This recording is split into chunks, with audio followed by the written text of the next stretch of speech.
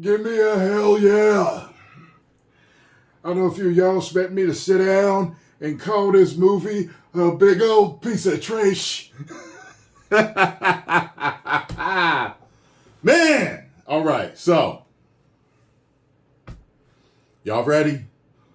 Alright, let's do this. So, just got done seeing Indiana Jones and the Dial of Destiny. Indiana Jones 5. And for those of you that were paying attention to me on Twitter and on my YouTube community page, you noticed that I said I was in watching Indiana Jones 5 and this chick is so irritating. And there seemed to be some confusion. People seem to think that I was talking about someone sitting next to me or around me. No. If there was a character that was a big old piece of trash, it was her. Oh my God. Loud, arrogant, know-it-all. Really irritating character. But I gotta say, the second Flash that Ezra Miller played, the younger one, he was more irritating than her. So I gotta give them that. Okay. A lot of speculation and rumors surrounding this. I will say for most fans, just from what I noticed, I'm going to say that it's safe to go see. Many of you are going to ask me, is it woke? And I will tell you, there's a few lines in there and things done that are elements, but I wouldn't call the movie woke. You get what I'm saying? Sometimes it's just, when you're watching certain movies, it's just like agenda constantly. And I could actually see some people arguing that the whole movie was, considering the way it goes at times, but let me digress on that.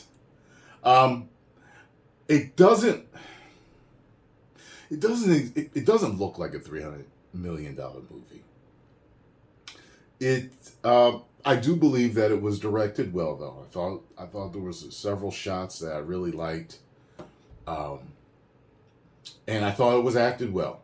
There were some that were maybe little low points with it, but everything, all the acting, I thought was good. I thought Harrison did a good job. The funny thing is with the special effects, so you get to see a younger Indiana Jones in this. And it's funny because he's played by 80-year-old Harrison Ford. He's 80, right? And it's the young Indiana Jones face, but the old Harrison Ford voice.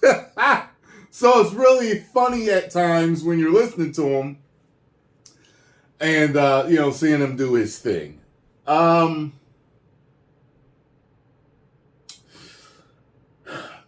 The ending. And this is no spoilers, but I think that they tried to give him a happy ending.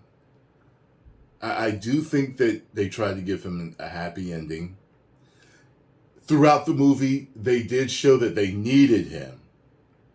It didn't seem like one of the characters said something about the power dynamic at one point, but clearly they need him throughout the movie.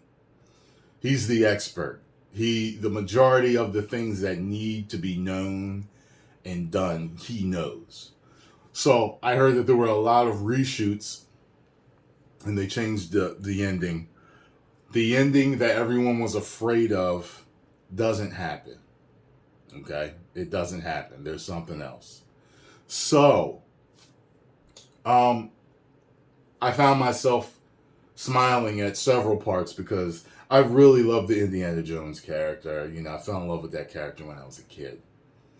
And, I saw it.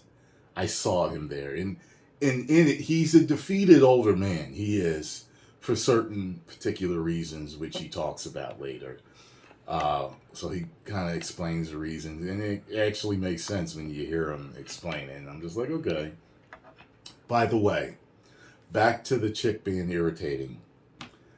This is the first time I've ever heard this, ever, because it's usually guys saying this about each other. This girl in the theater was like, she's got a punchable face. This chick in the theater. It was funny, too, because as I'm starting to feel like, God, this character is irritating, the girl says it. She's like, I want to punch her in the face right now. I was done. It's the first time I'd ever heard a person say that a chick had a punchable face. So that was hilarious. So I'm going to tell you that I came out of this movie meh. That's where I came out of it. The first three, of course, are the best. And we can argue over which one's the best with those. Probably the third one. But, and that last one was probably as good or slightly better than this one. Yeah, maybe just all around better. I gotta see it again. So don't hold me to that one. So I'm actually going to give the meh score. Any of you have been following me long enough, you know that the meh score, the in the middle score, is 2.5 out of 5. Woos! It wasn't bad, and it wasn't good. It was right there, lukewarm, in the middle. I feel like I said, they tried to give him a happy send-off. I think it kind of worked in certain aspects. They didn't need that irritating character in there. See, here's my thing. If their original choice was to have him hand over the reins to her, at least with Star Wars and Rey was likable. Rey was a likable character. Let's go all back to The Force Awakens. Rey is a likable character. Even in the other movies, she's still a likable character, even though we hate what they're doing with her. The Mary Sue stuff, and I'm better than Luke. The Force is female. So, at least Rey was likable. I was sitting there in the theater and I thought to myself, okay, I don't know where this is going, but if you expect me to watch another series of movies or a series of television shows starring this character taking over for Indiana Jones, you are clinically insane and smoking crack. You've got to be smoking crack if you think that character can carry a series because this character, or a movie series, a franchise, because this character is irritating. The acting wasn't bad. The character, the way it was written, was irritating. So, anyway, yeah, Lucasfilm, Disney, whoever, whatever, if you are planning on trying to make a series with this character, scrap it right now. Totally rewrite it. And don't make it a replacement. Don't make the character a replacement for Indiana Jones at all. Spin off, doing other stuff, fine. Don't make her Indiana Jones. Do not do that. Because it's like the irritatingness of the character tones down near the end of the movie. And you're able to deal with her. But, yeah. Alright, post comments down below. Let me know what you all thought. Did you see the movie? Did you not? That rhymes. I need to play the game. Bars! By the way, I thought they had a good villain in this. He's a villain that's like, in a lot of movies, he's a great villain guy. You know, I thought he was good. And by the way, as far as time travel goes, this movie doesn't do time travel the way you think it's going to do it. Yeah, just so you know that.